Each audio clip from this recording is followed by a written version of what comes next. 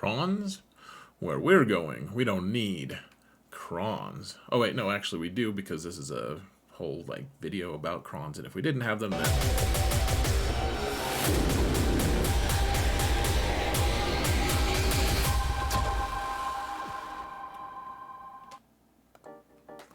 hello everyone, and welcome to another episode of Zareth Prevails. Conquest is upon us, and we're going to try to get Admiral Trench, apparently, and probably, in some ways, more concerning than trying to figure out all the new Conquest nonsense. We're also going to have to figure out how to farm, what to farm on set 6 for Datacrons, and I know that Datacrons might not be your favorite thing, and I acknowledge that sometimes they're not my favorite thing. That can be really frustrating. However, this set is fairly transformational, and I think that your guild at least is going to appreciate you doing the bare minimum of getting some of these teams, because some of these teams are going to be significantly stronger if you work on the team itself, on the Cron itself. So let's just do a quick overview, though. I have a couple good infographics and everything, and I would if you want to support the channel, folks, especially, I spent so much time working on these infographics tonight. If you want to support the channel for free, all you've got to do is hit that thumbs up button, subscribe, comment, something like that. Help me mount the algorithm, guys. It's for you, for me, for you. It's a wonderful time mounting. Trust me. The algorithm mounted me twice last night. It was lovely. It didn't. But set 6 is... So I updated the set 6 infographic just to be a little more clear. You guys can go look at that, update your guild if you want to, if you don't want to, whatever. Mostly, I changed a couple things just to be what my own preferences are after a month of observation in 3v3. I also made it clear on the level 6 for Scoundrels when I wanted the turn meter on basic Cron. Remember, that's going to be the rare one, so you're not going to get it on all of the teams, but that's one of the most rare roles that you can have, which is annoying that they even have weighted roles on Datacrons. But the other things that I did work quite a bit on are the shopping list. So I made the shopping list here, and then I made a simplified shopping list. If you just want the stats, if you're like, you know what, shut up, I don't want to know what or why or any other details, just want stats. If you want more than that, you can find both on my Discord server and linked in the video description. Go check those out, guys. They're helpful, I hope. Let me know which one you prefer. Do you like the simplified or the more robust, complex one? I'd be interested to know what you guys think. I spent a lot of time on both. I doubt I'll try to do both moving forward, but I did want to do both this time just for feedback purposes. That being said, let's go to the infographic. And, we're zoomed in here. Let's actually just look at the compare as a whole right now first, just so you guys can see what we're doing. I'll even make my face disappear, you unlucky beings. And just, so these are grouped into 3 different lists of priorities. Top priority are things that I think that, basically everyone really needs to be working on, really trying to get, that they're really going to benefit if they have that team. One of them, Afra, you're not going to have it. Some people aren't going to have Inquisition, etc. However, this is something that I think that if you do have those teams, or you're really close to getting them, I would highly recommend that you get them. The really strong ones are well, they're going to be really good. You don't have to have them nearly as much as the other ones. Your guild is going to really benefit from the other ones. These ones are actually also going to help benefit you a lot in GAC, especially, but probably Territory Wars as well. Just things to be looking at. And then the bonus ones, I recommend it for everyone, of course, but not everyone's going to have all these teams. And, you can kind of just push these ones aside a little bit if you have to, if you really have to. But one way or another, folks, let's here, I can make my face appear. Lucky you. And let's actually get our zoom in, shall we? Let's do it.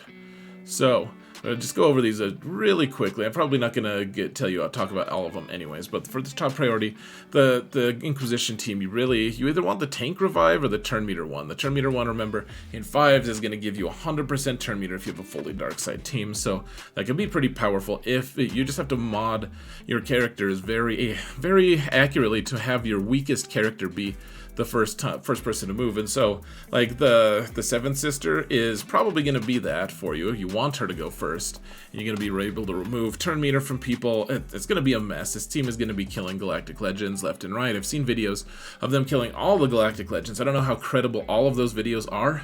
They looked incredible, but I don't really know if they are going to, if it's going to be a thing. Set 6 also has a lot of different things that you can use to counter a lot of the different Crons. Like, there's a lot of things that are like, hey, tanks revive, but hey, we ignore revives. So a lot of different play and counterplay available. So we'll see how this goes, but I think this is one of the strongest squads out there in 5s, guys. It's going to kill a few Galactic Legends at the very least.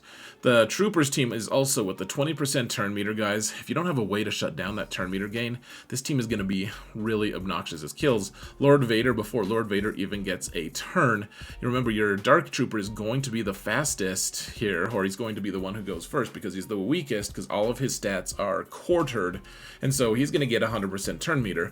So if you want to have him have the tiebreaker against other dark side teams with a 20% turn meter, he's going to need to be the fastest, because after turn meter, the tiebreaker is speed. So you want him to be a little faster. I mean, you're not going to be able to make him a crazy, like, you need him to be a heavy offense, but I recommend if he's just like really, really slow, either don't count on going first against teams that you need to go first against with this team, or just, you know, you can make him faster. It's possible if you get the right mods. Don't neglect mods, guys. Datacrons are good. Mods are still very, very, very relevant. Now, Jedi Master Kenobi, you take Kat. She denies revive because she's a scoundrel, and she kills Chrysanthemum. She kills the furry beast and the slimy, wormy beast and the pig beast, all of them. The Embo beast, she does all the work on that team. She's gonna don't leave home without it, folks. Every guild is gonna want that. I think that's a very important one, even though it's somewhat rare to get it. The Afra team, I know not everyone has it, but remember, if you can get your 000 to be the weakest, so that he can gain a bunch of turn meter, and it's gonna be a really interesting team. I think she's gonna be, like, Afra already kills a ton of Galactic Legends just casually for me, guys. I know that not everyone's gonna have it, but if you have Afra, you absolutely need this Cron. It makes her take a bonus turn every time one of her droids takes a turn, which she summons a droid, so she takes a crazy amount of turns. Just mod her with a ton of potency and call it good, folks. And then finally we have Jedi Master Luke, and just keep in mind that you might have a set with bonus protection on him already from set 5. You probably want to get one for set 6 because you don't know if you'll have one in set 7. Now, this Mandalorians team, absolutely a team that you want to be looking for. I know that not everyone's going to have the relic investment available for this. I did it on my main and on my alt. Very worthwhile. You need level relic 5 on all of them, and then 7 on Canderous, and then probably 7 or 8 on Maul. I have 9 on my main account, only 7 on my alt, so we'll see what we can do. But man, this team counters so many things. I just killed a Jedi Master Kenobi team with Maul and in 3v3, and you can do the same in 5s sometimes, though the dynamics are different. I'll be putting out a Mandalorians video actually later this week, so stay tuned for that, guys, on how to play it. It's a lot of really cool stuff, and not all of it's my idea, of course. Some of it, the really simple stuff, is my idea, and then the event stuff is just like, that team goes as far as you want it to go. It is. I'm very, very impressed with it, in fact, and you know, it's not me who's masterminding it. We'll talk about more about that in the video, but with this Cron, like, even without this Cron, this team is crazy. With it, you just delete teams. Like, you counter a lot of Galactic Legends. This is going to be the edge team, I feel like, that if you know how to use Mandalorians well, that's going to be the team to kind of propel you toward the top, in my opinion. At least if that's something you're interested in GAC. Like, you're going to move forward with that team if you know how to use it and it's well modded. So, that being said, let's see, we've got this General Grievous team, and this one has so this is the rare one for droids, the turn meter on target lock. If you can get this one, guys, really strong. I don't know if Newt's going to be better here or Droideka. I think, though, because of the number of debuffs that turn meter Cron, the turn meter on target lock Cron is going to give you, like, it's going to give you all kinds of just madness. This whole team is just going to be just bonkers, really. You're going to get a lot of turn meter, and you're going to be doing a ton of damage with Newt's unique, just doing a lot of passive damage. So I think Newt's going to be there, but maybe Droidica. We'll have to just see. I haven't tested Droidica here yet. Droidica's level 9 is okay. It's not like wonderful though, so we can probably do without it. So Commander Luke, you have two different builds. Number one, you can do the Scoundrel 100% turn meter on basic, really strong, because Han takes 3 turns in a row and Chewie is assisting the whole time. It's crazy. The other one that I want to see, and in 3v3 this is what I've been running for Commander Luke, but it's the droid one with the turn meter with target lock, whatever it's called. Now I'm thinking this might be a typo, actually. I don't know if it's turn meter on target lock. I think it's just target lock spam, but one way or another, you do get turn meter on it, and it's very strong. The General Skywalker squad, you might have one that's very similar with armor instead of defense. Protection and defense, you just want to make sure that your set 5 one gets replaced by a set 6 one, and you have one of these, because you don't know if protection is going to be available for set 7. And this Honda one, guys, we don't know what it's going to look like. He was really fun in 3s. Very strong team. I think he's going to be taking out a lot of stuff in 5s as well, but we'll have to see. And then you guys can just read this, like all these different things. You want to get these Crons if you can, you know, but you don't need to. Like, just want to be looking, kind of future-proofing yourself for set 7. Once 7 is here and 5 is gone, you want to have stuff for Rey.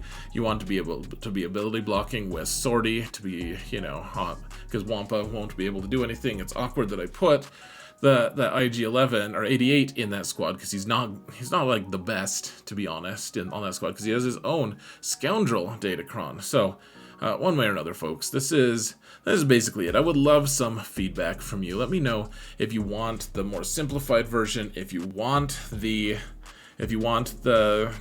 little bit more robust one, if you like both of them. I don't know if I could do both, frankly. That's a lot of work, guys, but one way or another, I hope that this is helpful to some of you. Go to my Discord channel server, linked in the video description. Join that, you know, obviously for free, and then go down toward the bottom in the infographics section. It's linked. You can download these, like I said. So thank you all so much for watching, and remember that in all things, Xaereth prevails.